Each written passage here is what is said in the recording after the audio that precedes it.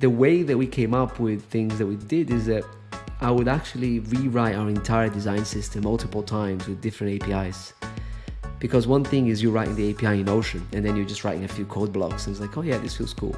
But the other thing is you're actually spending like 2 or 3 days rewriting this design system CSS and get a first-hand feeling for it.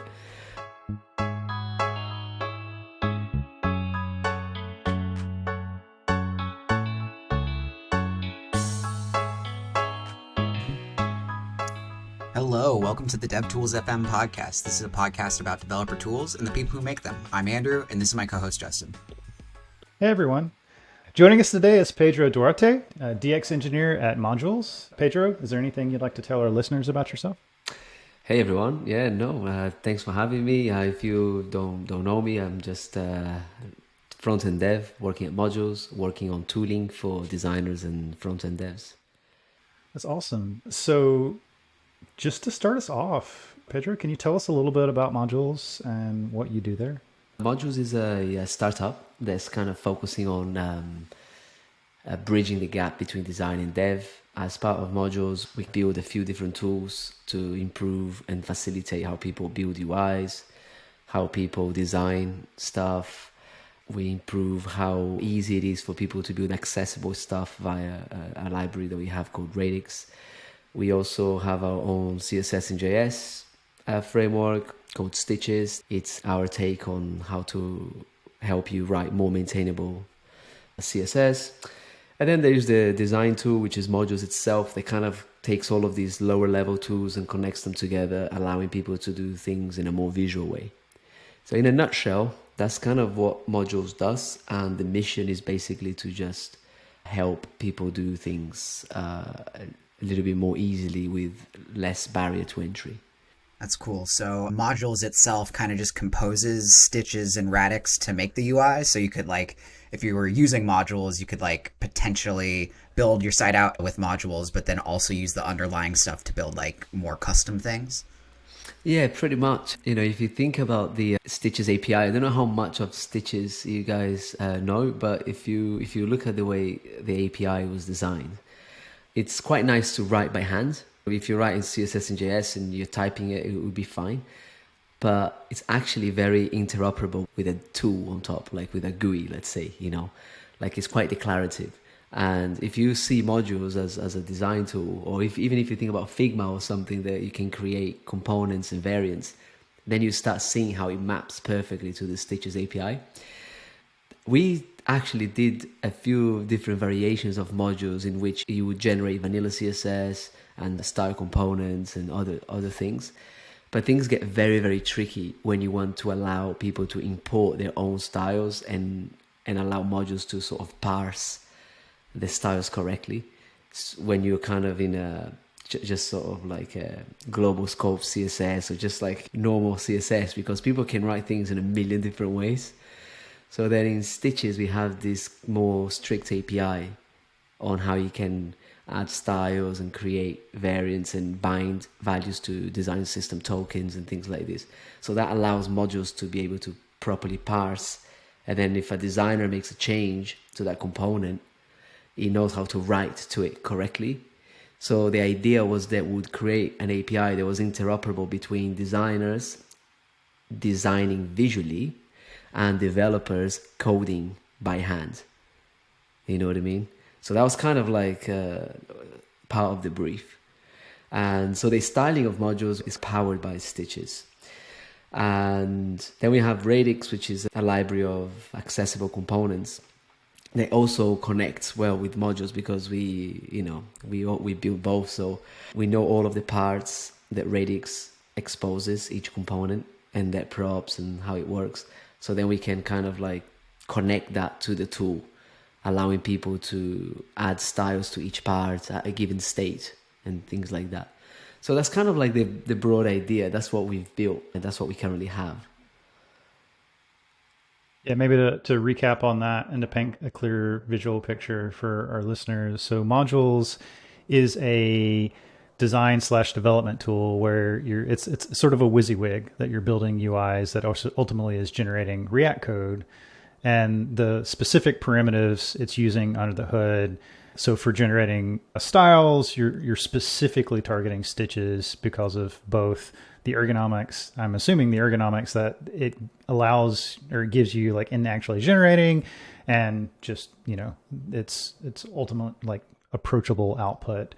And then I assume that the same is like with Radix's primitives. It's like you have these fundamental building blocks already, and because you know the shape of their APIs, it's probably easier to generate code based off of those. Is that true? Yeah, that's pretty much it, man. Like nailed it.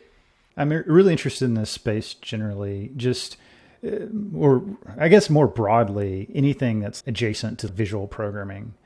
And the space it's pretty hard. It's pretty hard to get into and to be successful with and to get people to use. One of the biggest challenges with tools in this space, or I guess really the challenge of bringing together design tools and development tools into a single surface, is to decide how you interact with them. So there's a few different models for this. You can have it where it's visual editing only, and the visual editing generates the code, and all the code is like, you know, you don't touch this code, it's just generated, and that's the thing that you consume. Or it's code only, and that generates the visuals, but you can't really edit the visuals. Or like some combination of the two, where it's actually sort of like, you know, bisynchronous or multiplexed, where it's like you can edit the code and it updates the visuals, or you can do the visual editing and it updates the code. It wasn't clear to me, is Modulz just like you edit it visually and it generates the code, or can you actually edit the code to sort of update the visual editor too? So currently, the way it works, you start visually. You start from the visual tool. You choose the components that you want to configure, and that would write the code for you. We had even at one point that would build the package and push it to NPM. So that was very tailored for design systems at that point. So as a designer, you're not building websites, you're not building pages. What you're doing is you're building the design system. And by setting the design system's restrictions like this, the tokens and the scales and the variants of each component, it already gets you like most of the way towards consistency, right? And that's still not the end goal, which is to allow people to design everything visually, right? So that's the area that we explore the most, because it's very, very, very hard to solve this problem, and it might still take a few years. But if we can get like 20% of the way there and do it well, and designers still feel like they have a significant impact on the real product, then that's already a good step forward. Like a lot of the times designers will feel frustrated because the spacings are not quite right, the typography is not quite right, maybe the hover is not quite right. So all of those things they would be able to control and have control in Modulz. Then as a developer, what you would do is you would consume that design system, which for you would be kind of closed up, and you then build the application logic around build the layouts and the application logic. But your job now would become a lot more of the same workflow as it would if you were using something like Chakra UI. Let's say you're using Tailwind, Chakra UI, even like a Material UI or something. You know, you're not really writing CSS. You're like putting things in the right place, and that would allow designers and developers to establish a common language around the variants. So for example, say you create like a low-level text component, right? And you're going to create an array of available sizes. So as a developer, you're not going to have to worry about line height and font size and font weight. You know, you're just going to know, I've got a text component, these are my available sizes. And that terminology of the sizes is up to you guys. It can be 1 to 10. It can be XXS to XXL, you know. And so that's quite nice at that point, because one thing that we were also doing is taking that design system that was created in Modulz and then automatically creating a Figma component library out of it. So then other people in the design team could continue designing the layouts but using the components. So modules would become the source of truth for the design system. And that is the first step towards allowing people to do the whole thing visually. But like you said, it's a tough job.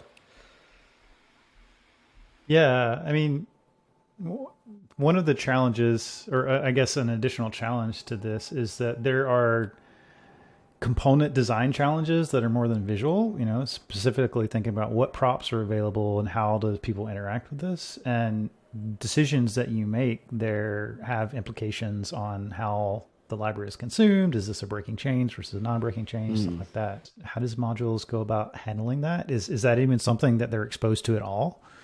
Or what does that look like? So let's break that down. I'm going to start with your last point, which is about breaking changes. That is a good point, because if that's how modules will work, because modules is still in a closed sort of beta way, right? So we're still at a point where we're finalizing stuff.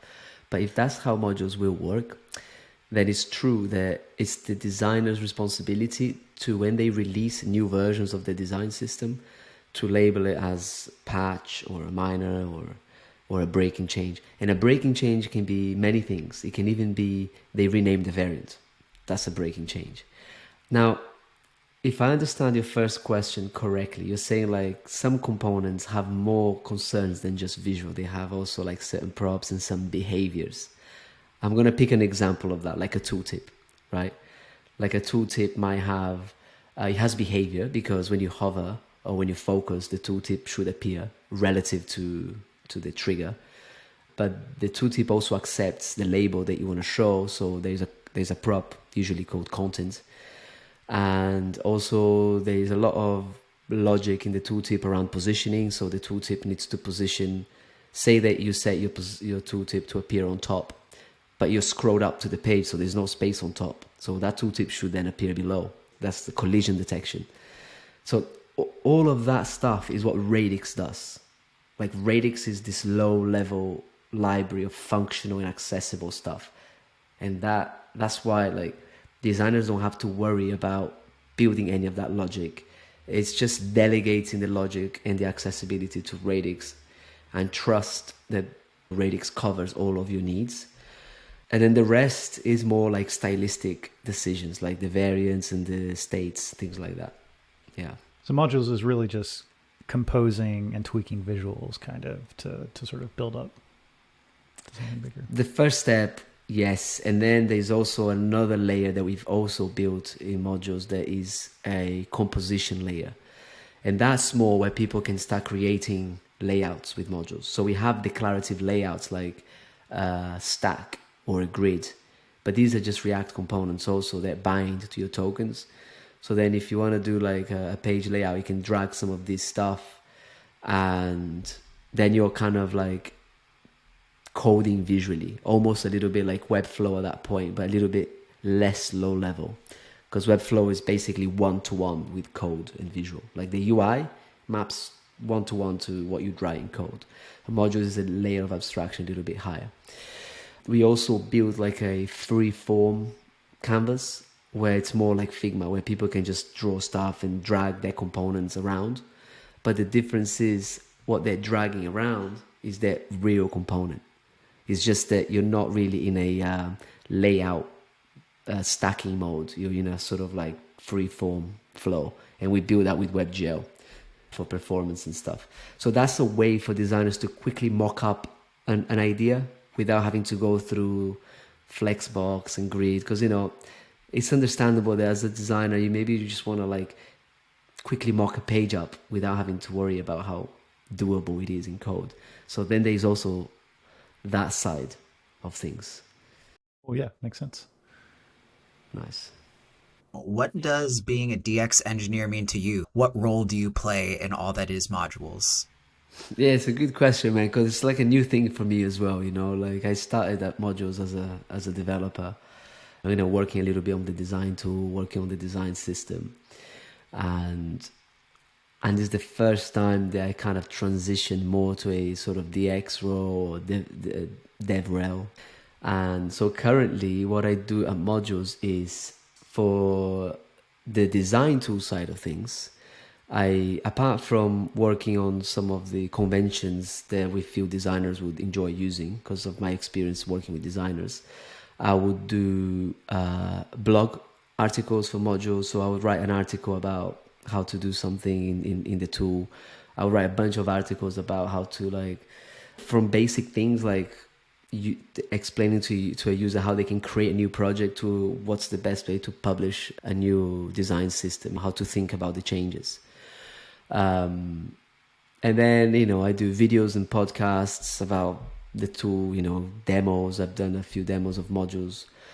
And then that's just the design tool itself, right? But then we've got the open source libraries, and that's where it consumes most of my time, because the tool itself is still closed, so there's not that much like DX to work on. So with Stitches, I was mainly responsible for writing the Stitches API. So I wrote the spec and the API, and I didn't actually build Stitches from a implementation point of view. And then I wrote the docs for Stitches, and I kind of created playgrounds that people can play with, set up the Discord community, and whenever people say Stitches on Twitter, there will be a reply from me, always trying to help people out, answering GitHub stuff, creating the roadmaps, and for Radix the same. I do the same thing for Stitches in Radix, in terms of a lot of documentation. So in terms of DX, like, I definitely focus a lot on API design and try to come up with APIs that we feel are intuitive, easy to use, easy to learn. And then, all the rest that I just said. And it's been quite cool, man. I've been kind of a hands-on developer for almost 15 years, and it's quite nice to step back a little bit from the point that I'm not coding all day long. Like, some days I'm kind of like coding, but more like creating demos because someone has a problem and they're approaching it in a slightly wrong way, let's say. So I would recreate the demo and say, how about you try to do it like this, So it still requires the knowledge of coding, the knowledge of the libraries, but not necessarily writing the implementations. So that's kind of like the role I've been doing for the last year and a half, trying to get like adoption and, get people's feedback, pass that on to the team, stuff like that. And it's been quite cool. Yeah, and it seems like you've been pretty successful at it too. I see Stitches a lot on my Twitter feed. Oh yeah, that's cool, Yeah. man.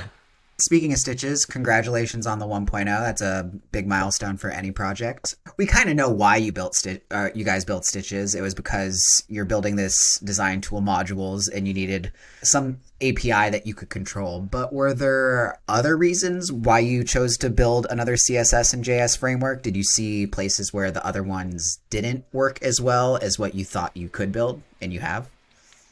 Yes, there's one reason, which is like the core reason, which is performance. I don't know how familiar you guys are with Brent Jackson, but he created system components, style system, theme UI, and a bunch of other amazing tools. And I'm a fan of Brent Jackson. I've always followed him for a long time and used a lot of his work.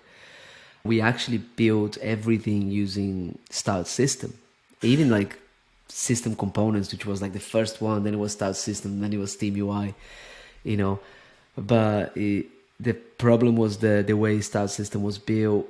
It wasn't made to be used by a visual tool, and then he also relied on emotion after that, so it was like 2 layers of like libraries, and Stitches is everything in one, and Stitches is basically built with performance in mind.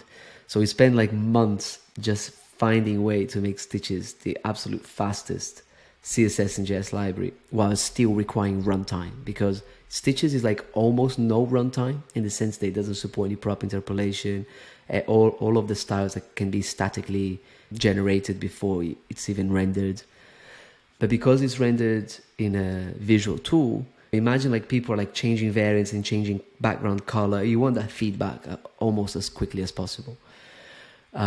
So performance was like the main thing. And then of course, once we started building Stitches, then a lot of the Stitches API was even somewhat inspired by Style System, so much so that we use the System UI a theme spec, But then there's also a lot of changes. Things work very differently from like a implementation point of view. Like all of our tokens are CSS variables. I think we're one of the first ones to do that, and I think they might do that now actually. But then our variant APIs, like you create a variant per component rather than globally creating all the variants in your configuration at the top. So we made some changes that we felt was more aligned with what we needed. But yeah, man, look, it's still like, I don't know where Brent Jackson is. If you're listening to this, like show up, because he disappeared from the map. I still really appreciate his work. And I don't think if it was for him, maybe we never would have even built Stitches the way it is. So, but yeah, we did try a lot of stuff. Actually ran into Brent pre-pandemic. His partner works on the GitHub design system. That's right, yeah. Helped organize the Design System Coalition meetup in New York, but obviously hasn't been going on since pandemic. So I never met in person. I met his partner once. I know her Twitter name, Broccolini, right? Isn't it Broccolini? I don't actually know her real name. I probably do, but I forgot. But I met her once at ClarityConf a few years ago. I don't know what's going on. I know he joined Gatsby and I think he was working on Gatsby themes. So it was definitely, there was some inspiration by that. And then we hired Jonathan Neal. I don't know if you guys have heard of Jonathan Neal. He's usually not like a super well-known person in terms of like, you know, Dan Abramov, like everybody knows the name. But everybody uses some of his tools, man. You know, like probably in every project in the world, like there will be like something that Jonathan worked on. Because, you know, he was a big contributor of CSS modules and post-CSS, a lot of CSS tools. It's great for us because he was contributing to Stitches when we were working on it. And then we started chatting and we were like, man, he wanted to work on it. We wanted him to work on it. He just clicked and he's like the perfect person. Like I've never met anybody that knows CSS from like such a fundamental perspective as he does, even like how browsers parse and, you know, the CSS OM. And so it's great, like definitely learning a lot from him, and it's great to have him building Stitches. You know, we have so many ideas for the future as well of what Stitches can do. At the moment it's just like the tip of the iceberg, so it's going to be an exciting next year or two, I think, in terms of the CSS space. Yeah, performance is a thing that not many people might think about when you talk about CSS and JS. But at my old company at TurboTax, we were told to use the Intuit design system, and they had chose styled components. And the thing that we rendered would possibly render thousands of elements on a page at once. And nobody on the design system had ever rendered that many components. And when we tried to load it up, we like saw a perceivable performance impact just trying to render the first page. For a while there, we steered clear of CSS and JS solutions. But how did you make that, like what makes it so quick in Stitches? Is it just the use of CSS variables, or is it a bunch of other stuff too?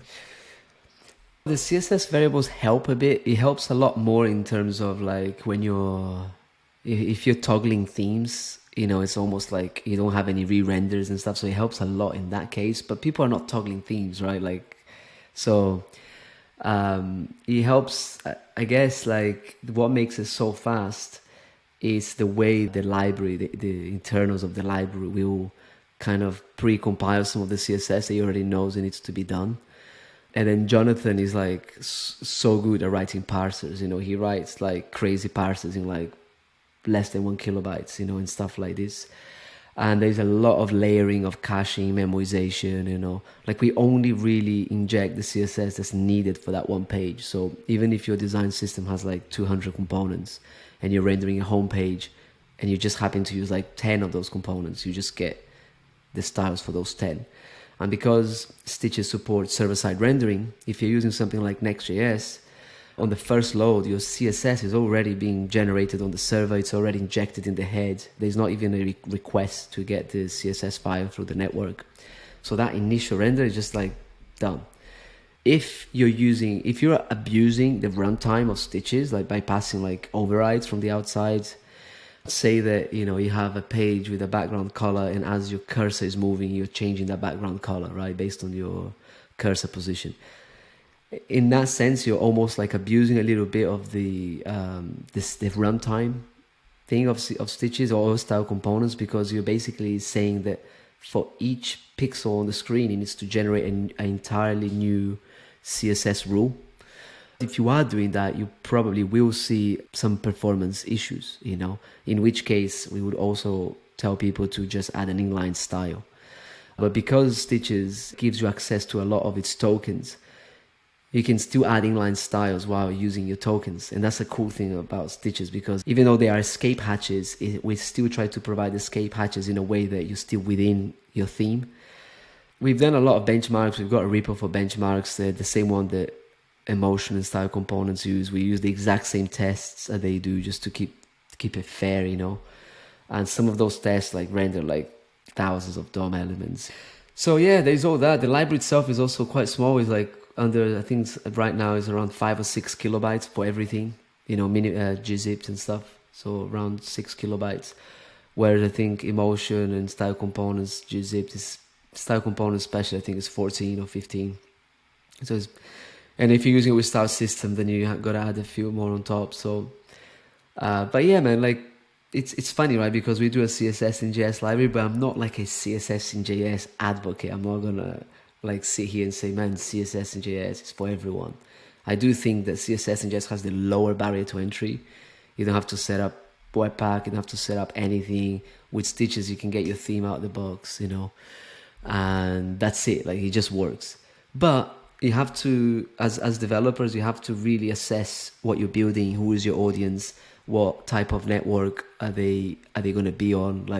I had a chat with some developers recently from gov.uk, and if you're gov.uk, you probably don't want to use CSS in JS. You probably don't want to ship an extra 6 kilobytes in your bundle. You probably don't even want to ship any JavaScript at all. You want that government website to be as accessible, as lightweight as possible. So that's why some of the plans we have for Stitches is to have the exact same API working as CSS in JS, but also working as static extraction if you want to completely remove everything from the bundle. The beauty about Stitches, in my opinion, is the API and how it allows people to change how they approach component-driven development. And that's the key for me. CSS in JS is just one of the implementations of it. At the moment, the only one. Yeah, that's pretty cool. It's awesome to hear your sort of thoughtful approach to it. And I think it speaks to something deeper, just as the sort of, I guess, Modulz principle of how y'all build technology. I was noticing this is also shown through both the Modulz site and the Radix documentation, which is something I'd like to talk about next, but just the focus on things like accessibility and performance, which are both pretty fundamental to experience on the web, but can often be left behind in, the idea of just getting something out the door. And it does take those really thoughtful decisions about your audience and the needs to sort of optimize for some of those things. Well, maybe before we move on, we have one more question about Stitches. What's the hardest part to make the developer experience feel really good for Stitches? What was your biggest challenge there? Man, I think the hardest thing was coming up with the API we have today. I've got a Notion document of so many different APIs that we drafted, and we went through as a team. Okay, so maybe it can work like this, some APIs were so insane, but it was cool to explore. We had a very functional API. I don't know if you ever use if you've done a lot of functional programming, but there's a library called Ramda, I think it's called. It was Ramda for CSS, where everything was a function, every property, and everything was chained together, every state. And that was cool in a sense that it's also quite interoperable with a GUI. But it's also it's too much. If you're gonna ask the CSS devs to write functional CSS, it's a little bit too optimistic, and it's not even that. When you're writing CSS on a day-to-day basis, then you realize actually that API is not that good. So it was finding the balance of an API that was strict enough that we could successfully parse, and write to it, but still felt intuitive enough that it was something that people are used to. People are kind of used to writing CSS in objects. I know style components sort of popularized the idea of writing CSS text in JavaScript using like template strings. But we felt like there was still enough people that are comfortable writing CSS as an object. And so we thought, okay, that's the first thing that we kind of know that, it's not too much to ask. And we always think if we're going to ask people to change the way they're doing something, what do we give them in return? It's always like an exchange, right? Like what is going to be their return on their investment? And our answer to this with Stitches is if you use an object, you're going to get autocomplete for all the properties and all the values and all of your tokens and all of your media queries, right? And all of your variants, because we can do that with TypeScript. But if you're just in a huge string, we can't do that for you. So also the string even kind of would require a few more layers of parsing, because when you want to write to the CSS OM, it's almost like already an object. So it's like give up writing CSS as a string because you're in a JS ecosystem anyway, and you're going to type less, So it was kind of finding that balance, It's like, okay, how can we give people the best experience?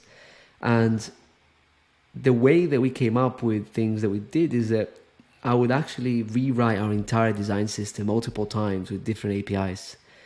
Because one thing is you're writing the API in Ocean and then you're just writing a few code blocks and it's like, oh yeah, this feels cool. But the other thing is you're actually spending like 2 or 3 days rewriting this design system CSS and get a first-hand feeling for it. And I was almost primarily more specialized in CSS anyway. So I feel like at that point I was almost going with my judgment, like what do I think? And that's kind of the hard part, because I was quite like worried when we launched Stitches, because I knew I loved it and I knew that it was the best way that I had ever written CSS, and I didn't know how much of it was because I was biased in the sense that I wrote that API so I've got an emotional connection with it, or how much of it was because it truly was really, really fun to use. So we started like launching it, doing some videos and stuff. And up until today, the number one comment, like positive comment that we get from Stitches is that they love the API, they love writing components with it, So that makes me very happy. And that was kind of like the hardest part. Like, are people gonna like it? Is this the right balance between strictness and like intuition, because we could have an API that was way more strict in terms of typing, but being too strict is good because you avoid any possible errors. You can never mistype a token. Everything is always going to be perfect.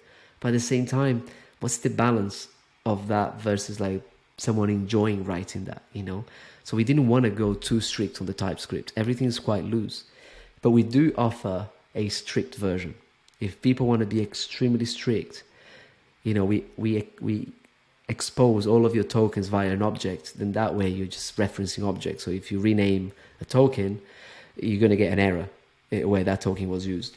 So, we thought about people who want that strictness, but it's not forced on you. So yeah, I think that was the hardest part, man. And and also before working on Stitches and Radix, I haven't done that much open source. I've built a few libraries, a few JavaScript libraries and stuff. So didn't really have that much experience with like managing issues, replying to people, like what to prioritize, because everybody wants everything. And at the beginning I was just like, fuck man, we got to address everything. And my approach to it now is completely different, because most of the time the people raise a bug now, also now that it's in V1, it's quite stable. It's not actually a bug. It's just like, you just have to switch sometimes the way of thinking, the way that you're architecturing your stuff. This is not BEM anymore. And it's cool to kind of like learn to trust in the library a little bit more. And so, yeah, a mix of those two things, man, I would say was, they were the hardest things. That's awesome. You actually built out like different APIs and like rewrote your design system using that, like you can't really know how something feels until you use it. And that level of dog fooding probably contributed to your API being so rock solid because you used it so much. Yeah, definitely. We did make a lot of changes based on that, based not just on me, but based on many people that were using it. You know, like if you look back in the alpha version and then beta and then stable, like the API was constantly changing, you know.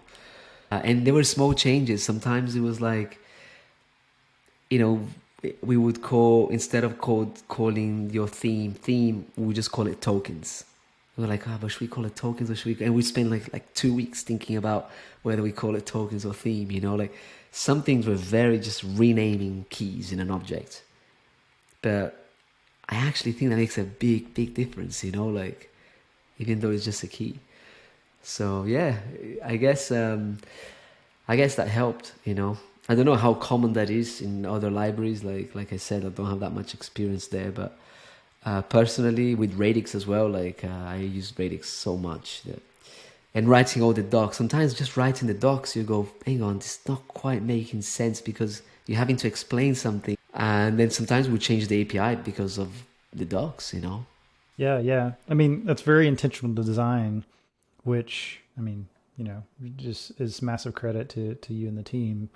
Not everybody goes through that process, or the learning is like in much slower loops. But it's sort of that we all face these design decisions when we're building a new library or something. It's like, oh, you know, what should this thing be called, or how should we structure this, or like what is the API shape, and oftentimes, you know, all of those take energy, and sometimes you just like want to punt on it, and you're like, you know what, I'll solve this later. But I mean, it really does become like a pretty important and fundamental question. And it's the culmination of all those decisions that make something great. I think it's like it's putting the energy consistently into like trying to make the right decision at each of these phases that, you know, proves out something quality. So yeah, it's cool, man. I appreciate that. Like, you know, it's nice just to hear other people, you know, saying stuff like that and kind of like appreciating the effort and stuff, you know. So yeah, and sometimes, you know, like you want to give people like flexibility, but it's also like a balance, especially with Radix, because like if you go on most websites on the web today, you will find misuse of certain components, you know, like you find something that they use the dialogue, but it should have been something else, or they use like a menu button, but it should have been a select because it's inside a form, you know. Like it happens all the time. You know, they put certain types of content in a tooltip that really shouldn't be in a tooltip, you know, like as per the spec. And they do that because, you know, some people maybe they don't know, or maybe like libraries, they don't enforce certain APIs. And one of the cool things about Radix is the API is around the usage. So sometimes people raise an issue, hey, I'm trying to do this with this component and I can't. It's like, well, but that's because that component was not made for this. And if you use it for this, even though visually you may think it works, you give screen readers in a lot of times the completely wrong instructions. So the importance of using the right component for the right context, for the right action, is super, super, super like underappreciated.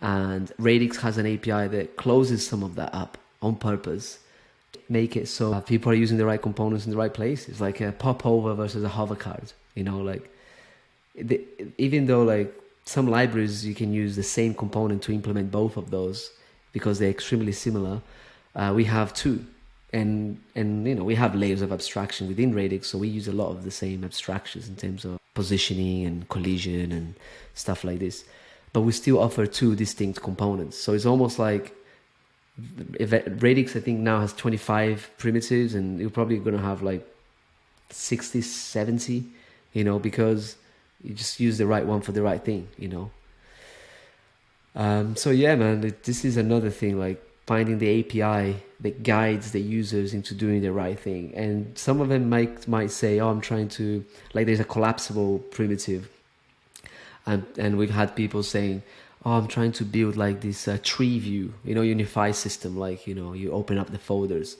and I'm trying to use the collapsible for this, you know, it's not working, whatever. It's like, yeah, that's not the right thing, you know?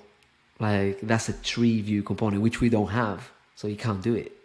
Like, we're going to get to it eventually. For us to cover all of the components on the web, it's going to take a long time.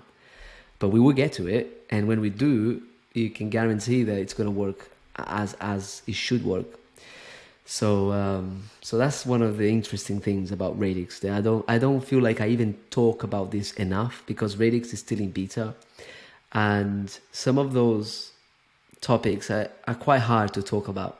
You know, it's quite hard to go online on Twitter. I can talk about it with you now because I can control my tone of voice and not come across like I'm saying people don't know what they're doing. But if I go on Twitter and I start saying stuff like that, it's quite hard, you know. So I'm waiting until we can get to V1 and we have more components, and maybe I can do some videos and hopefully have people appreciating the fact that Radix is the way it is, to kind of push people towards, you know, using the right thing.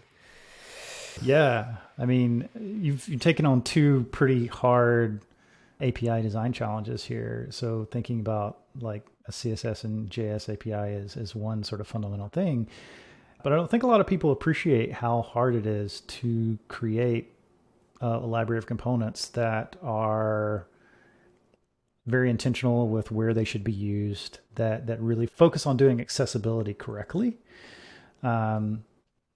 So those sorts of things beside, what else do you think that Radix primitives provides? Like, what are the other like sort of fundamental selling points? If someone were to come to you and be like, hey, you know, I'm thinking about using Chakra or maybe Adobe Spectrum or something, it's like, well, why would I want to use Radix? What would you sort of tell them? So the most probable reason that people would use Radix is because they want to get the functionality out of Radix that for them to build by hand would be too difficult. The honest truth is, not all of our users are going to Radix because they want to build accessible stuff. We're not quite there yet, right? I'm hoping that we will get there, and the primary reason for Radix will be accessibility.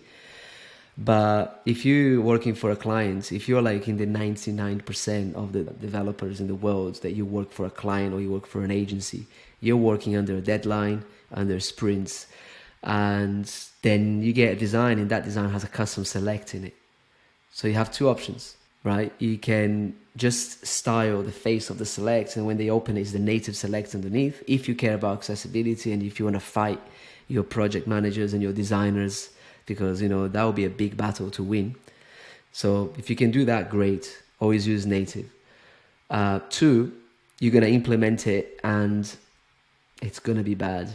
You know, like, the truth is, it is going to be bad, because there's not really a developer in the world that can build it properly in a week or 2 weeks.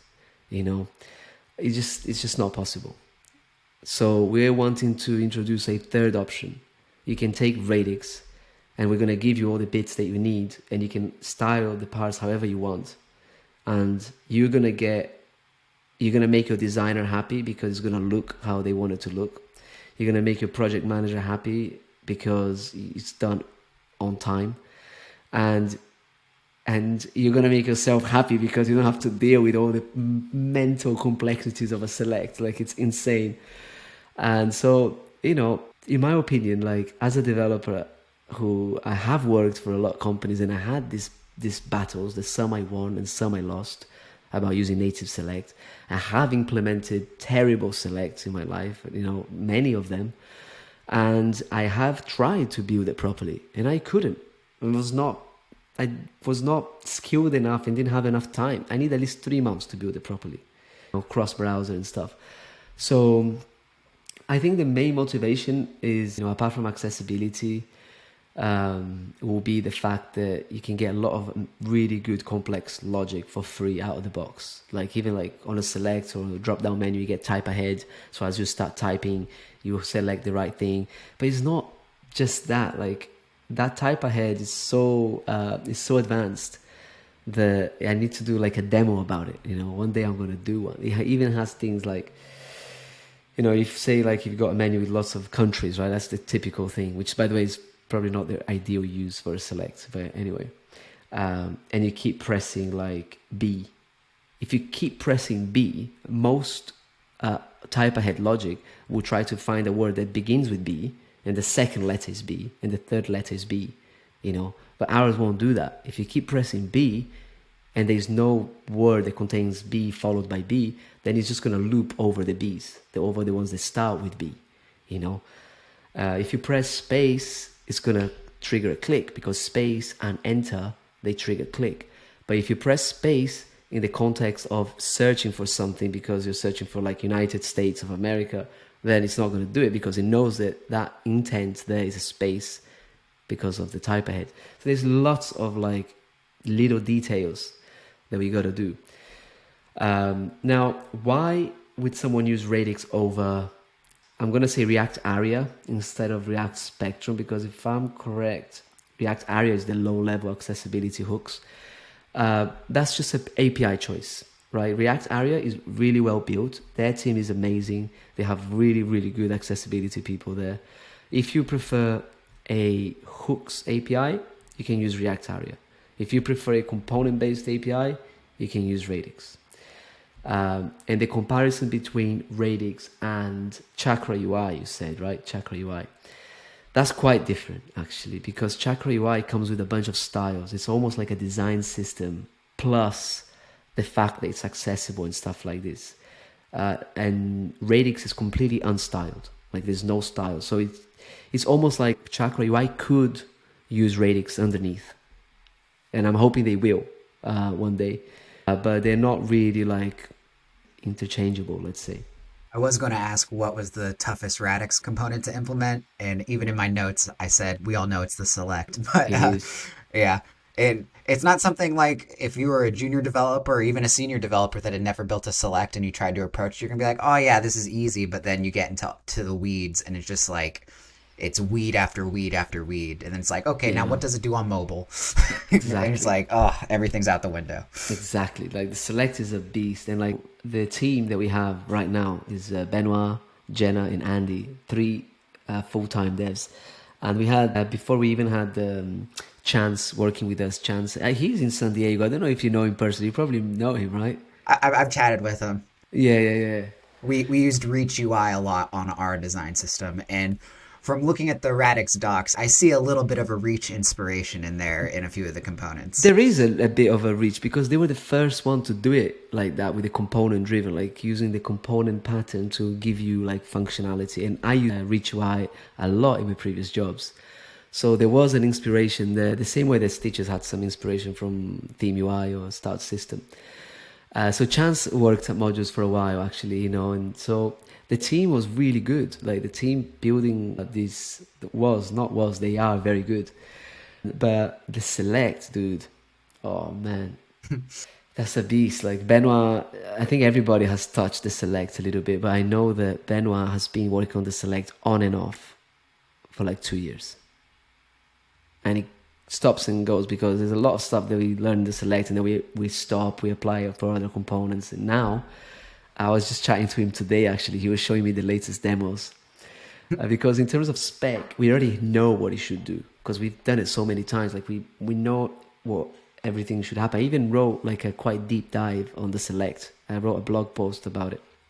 It's on the Modulz blog. And that blog post highlights the complexity of the select component. And I could have gone a lot deeper, and I didn't, because it would just get way too overwhelming otherwise, And so the new select is almost done, actually. But yeah, I think it's definitely the hardest component that we've built so far. But you know what? I don't know if it will be the hardest ever. I'm scared there's a few components that I'm scared just thinking about the spec of it, Oh, which ones are those? Like a date picker.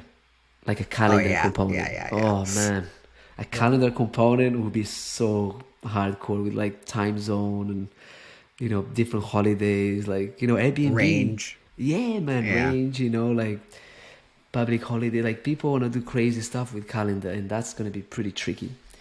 Then, I guess there's some components that we want to do that might be quite complex, like virtualized lists. For, say, like in Figma, when you open the select, they use a select to show all of the fonts that you have.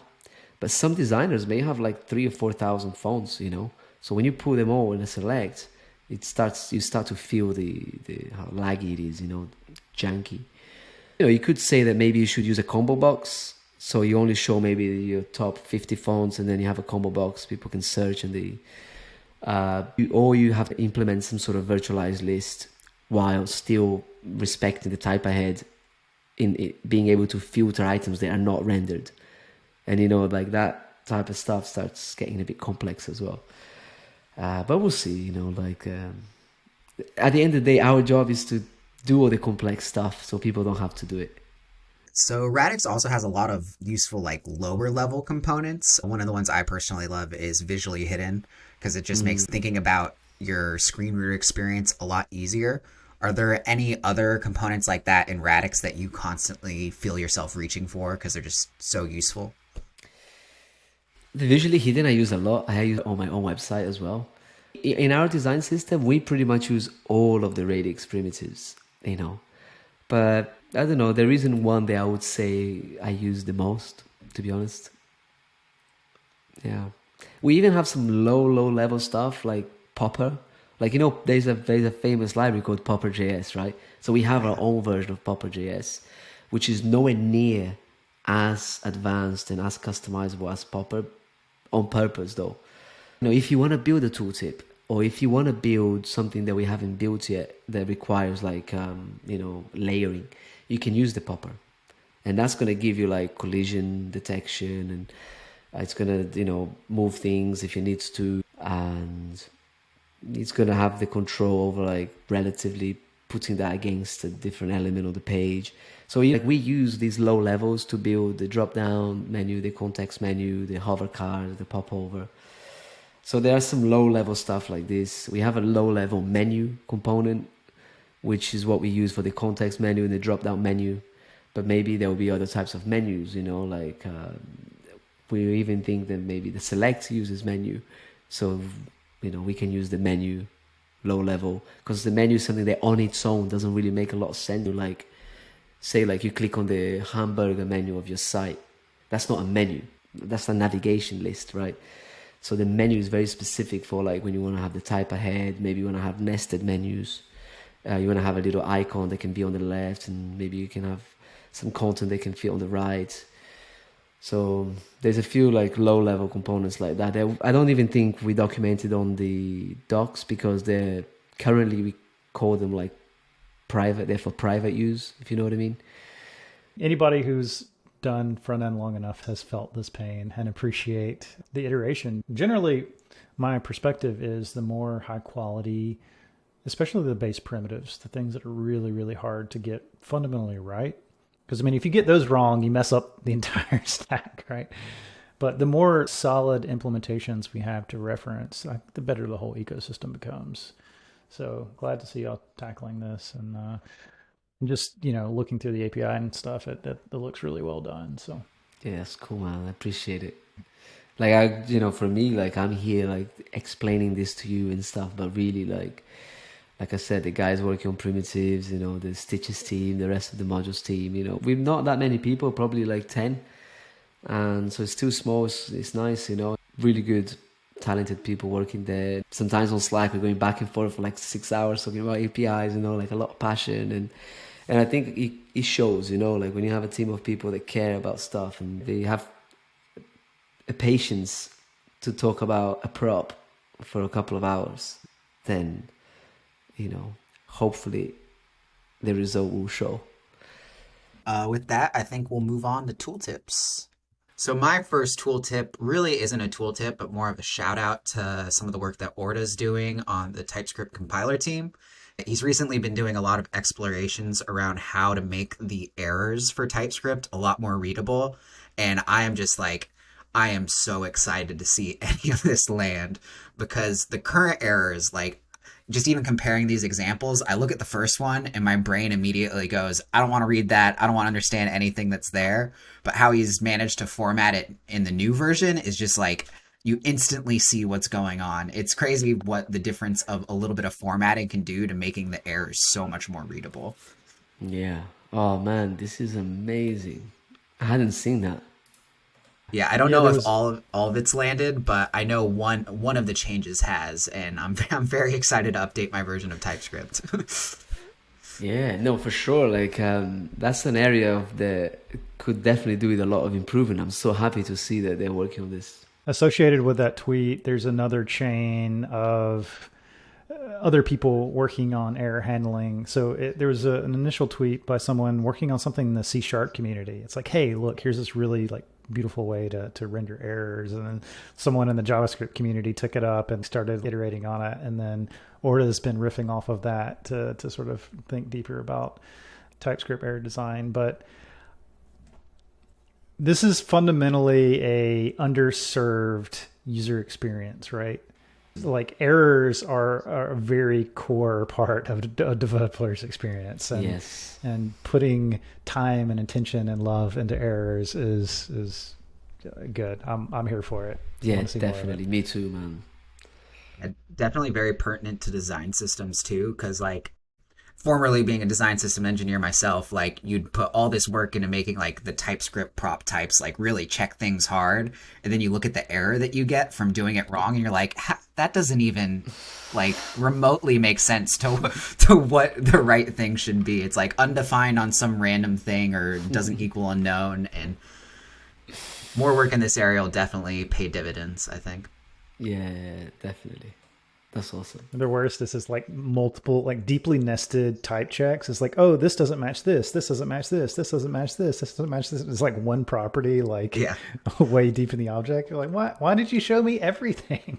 Yeah, or when it doesn't match the overload and it's like, it didn't match 4 overloads. I'm like, I don't care. Yeah, totally. That's cool.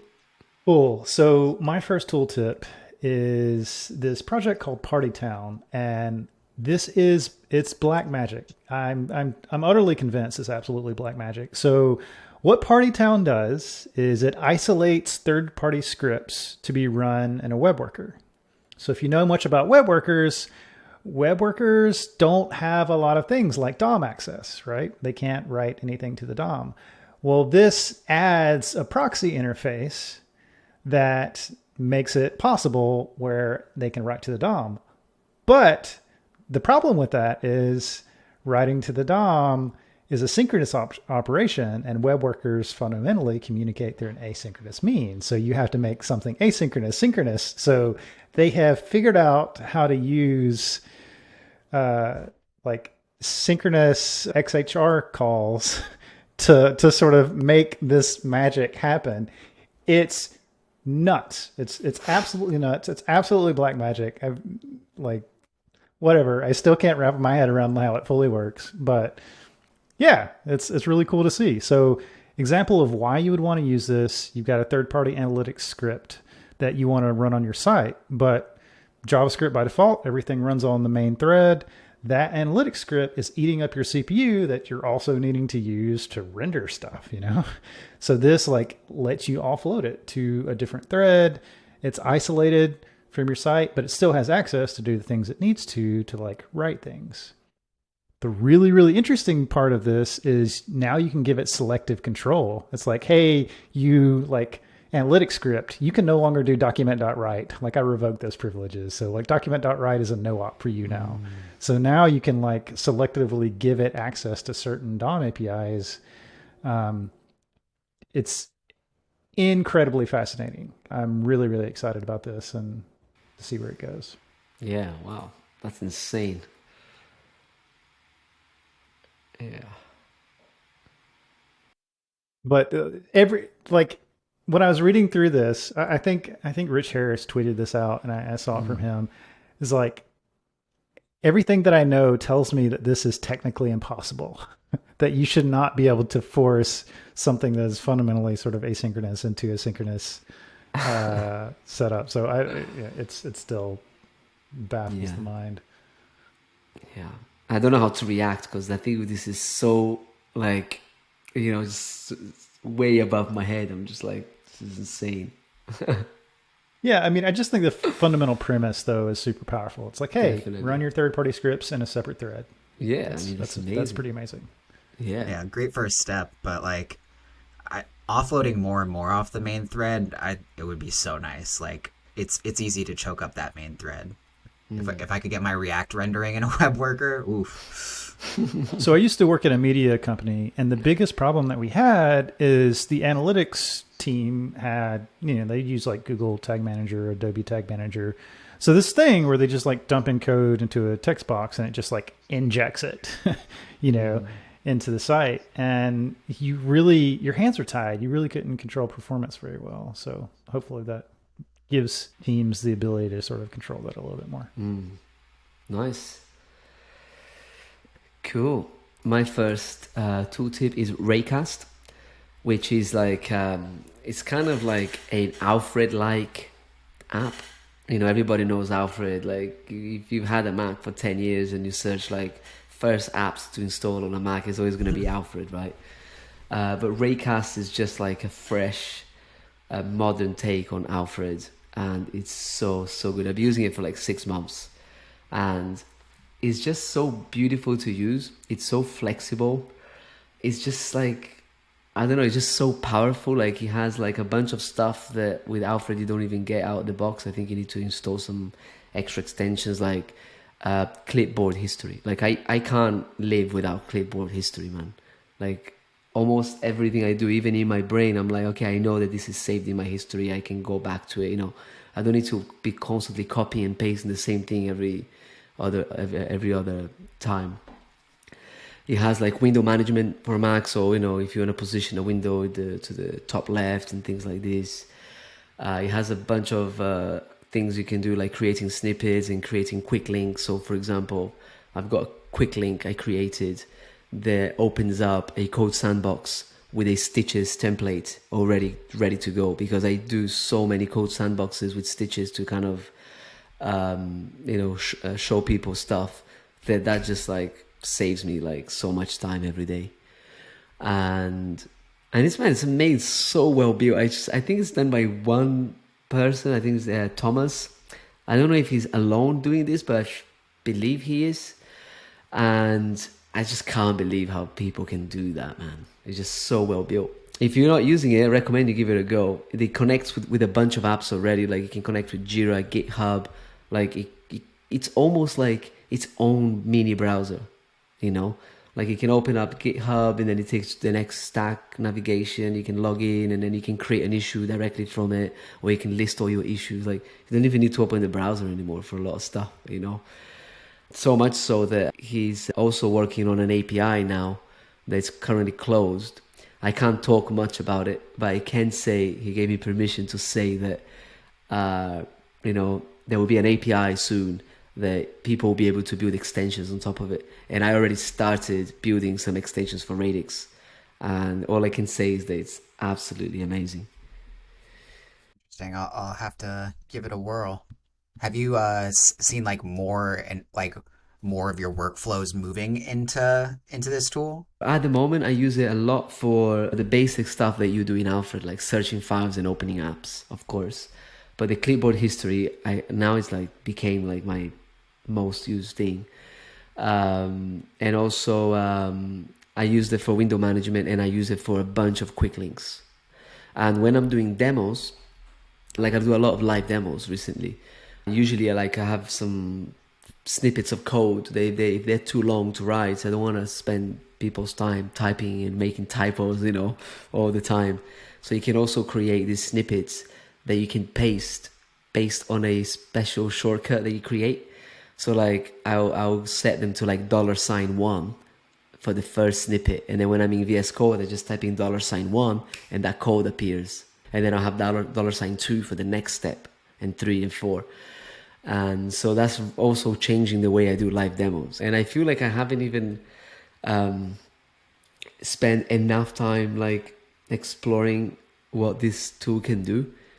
But I know that it's super powerful already. Even for me, like it's definitely saving a lot of time. Awesome. Whenever I get my next Mac, I'll check it out.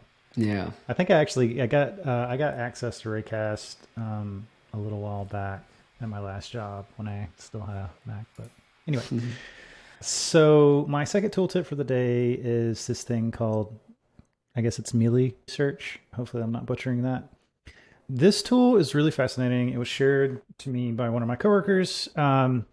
So it is an open source platform for search. So if you are familiar with Algolia, very similar. It would occupy a similar sort of space as Elasticsearch, perhaps. It is a search engine, but it's very specifically tailored to things like documentation. So the whole thing is open source. They have really good documentation on how to self-host. They have like a one-click install to... they have a one-click install to somewhere that I forget. But DigitalOcean, I think. But yeah, the documentation is great. They provide a bunch of open source components to give you an Algolia-like experience or like a dedicated search page-like experience. The indexing API is really nice. It's great. Wow. Wow, I'm gonna definitely look into this because we haven't added search to any of our docs yet, and I've been meaning to add it in. Of course, like in my mind, I'm like, I'm just gonna use Algolia, you know. But now I'm gonna look into these as well. Very nice. Algolia is good for open source because they will work with you if you have an open source project. They'll like provide free indexing for open source projects. But if you need any sort of like premium product documentation, search, like Algolia is still good, but they can get pricey really quickly. And for good reason. Their service is wonderful, and like, you know, if you can afford it, just pay for it. But if you're looking for an open source solution because you want to self-host, or maybe you have some other special needs, then it's a pretty good solution. That's awesome. And it's written in Rust, so you gotta hop on. Yeah.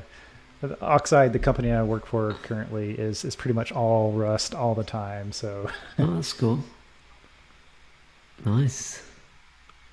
My second one, this is my last tooltip. This is a website called Arena, RARE.NA. And I think it's not like a super new thing, you know, like, but I started finally using it last week, and I've known about it for a long time. And I was always a little bit like put off because I didn't quite get it. And I was like, man, this UI is so bare. There's like, I don't know what's going on, you know. But now I change my mind and I take it back. This UI is so fucking good because it's just so plain. It's just like no distraction. Arena, just to explain for people who are not seeing the screen, it's like a new wave Pinterest, you know, the Pinterest where you're going to find the underground stuff and the good stuff. And because now Pinterest, you know, I feel like it became way too mainstream, and it's quite hard to, if you're trying to like redo your house and you want to go on Pinterest, you're just going to see the same thing that everybody else is going to see, and maybe you want something a little bit more, you know, underground. For tattoos, it's excellent. For fashion stuff, it's excellent. For design, architecture, photography. And it works in a similar fashion to Pinterest, but I think they were built more for like students. So the way it works is that you find a block, you find an image and you add it, they call it a block, and you can add it to a collection.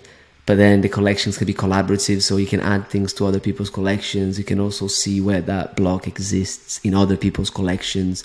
So you basically go inside this rabbit hole that just gets deeper and deeper and deeper, and you start finding like some insane stuff, like really, really good source of inspiration. And so I've been using it a lot for... they also have an API, which is excellent, because I'm already thinking about creating a collection and creating like a Chrome plugin for Twitter that I can click a button and I can save tweets directly into that collection. Because the good thing about Arena is that you can also save URLs. It doesn't have to be an image. So that's quite cool. So the fact they have an API for us developers is always nice, isn't it? And so yeah, man, like I'm really enjoying that. I spent so many hours on it, just browsing like vintage watches or like random things like that. It's amazing. Yeah, Arena's actually 10 years old, a little bit over 10 years old. Yeah, it's crazy, man. Like, what? So some of the founders of Arena used to work at Artsy, the last company that I worked at. Yeah. Also where Ordo used to work. So I've known people who've worked at. That's amazing. Work at Arena. And it's like open source, and like the thing is, they've got a page that shows like how much money they're making. They're very transparent, and they're basically saying if they can get to 40,000 revenue a month, then the team can actually work on it full time, and they're so close. I think last time I checked, as if I've been using it for ages, but like when I checked last week, I think they were on like 35 or 36 or something like this. So very, very soon, hopefully, as you know, more people start using this product, they can actually work on it full time, and that's great, you know. Yeah, it's a really cool product. The design sort of minimalism reminds me of like early Artsy design, because so Artsy is a online art marketplace, and it was that same sort of like stripped down, pretty like base design early on. I've got one last tooltip for the day. So my tooltip is a testing library. It's called Screen Reader Testing Library by a user that's Epsilon or something. We'll have it in the show notes. But essentially, this screen reader testing library lets you essentially write end-to-end screen reader tests for your site. So if you want to say, hey, you know, I expect NVDA being the screen reader that it uses to test, I expect NVDA to read out this, you know, when I do these certain actions, you can write a test around that whole thing. So, you know, if you want to have a flow where it's like, I expect to be able to, one example is like some sites implement like a skip to content button that shows up when you press tab for the first time. And if you like click on that or press enter, then it like takes you to the content body. Maybe you want to write a test for that and then say that, hey, activating that and then pressing tab one time should have this like main button in focus and announced or whatever. You could ostensibly test that in this library, which is pretty awesome. Accessibility testing broadly, especially like when we talk about like more extensive end-to-end testing, is rather underserved. So it's nice to see this. Yeah, I saw that as well. We're already talking about it internally. Like this is probably something we'll be testing out very, very soon. It looks amazing. It's definitely an underserved part of accessibility testing. Like there's all these tools that'll run like Axe will run regressions on your site, but like there's really nothing like this that'll say, oh, your screen reader experience has not changed and has not broken with your latest changes. Yeah. The biggest thing to me is like, so things like Axe, they can test like compliance issues, you know, do you have bad contrast? Is something like mislabeled or is something missing an attribute or something like that? But what they can't do is they can't express intent. And I mean, it's the thing about like, we talk a lot about accessibility with components. It's like, oh, well, you know, if you should have your label like done this way or have these ARIA attributes to have this announced. Not often enough do people actually go through what is the experience. If I just like close my eyes and put on my headphones and just listen to like what the experience is of navigating this, you know, just using my keyboard, what is that like? I think this is actually a way to express and test the intent of that experience more so than just like the compliance correctness or whatever. That's a very good point. Actually, it's true. Like we try to do a lot of testing, manual testing, because it's still very hard to automate, you know, accessibility stuff. And sometimes you just got to use your instincts. Like you said, you just got to go, man, like how is this working? You know, like just listen to it. Like I remember there was a week that me and Ben we were working together at the time. We were just listening to screen reader, man. I was going nuts. Like it's hard to do, man. Like if you try to just use the web like that, like there's people on YouTube like that do videos of them using the products via screen readers, and you know, still have a long way to go to make things easier. But hopefully tools like this is going to help, because also like I do know a lot of people that want to build better, more accessible apps, but it's very difficult. It's not that easy. It's a skill in itself. It's the same as you saying, hey, you're a front-end dev, so why don't you go and build this shader in WebGL? Like, it's a different skill, And so hopefully it will become more part of our general stack of skills, and everybody can know enough about it. And with tools like this, I'm sure it will help. So that's great. It's a hard problem though, because like as sighted users, we don't really interact with spoken interfaces. Yeah. So like we don't even really know what a good spoken interface sounds like. It's exactly like asking a non-sighted user to try to build out a really good visual UI. Like they're two very different skills and two very different experiences. 100%. Yeah, it is. I think that about wraps it up for all the stuff we wanted to talk about. Thanks for coming on the podcast, Pedro. This was a super fun conversation about all things design systems. Yeah, cheers, man. Thanks, guys, Justin and Andrew, for having me here. And it was good to meet you as well, because I didn't know you guys before. So it's always good to meet new people. Yeah, likewise. Well, that's it for this week's episode of DevTools FM. Be sure to follow us on YouTube and wherever you consume your podcasts. Thanks for listening.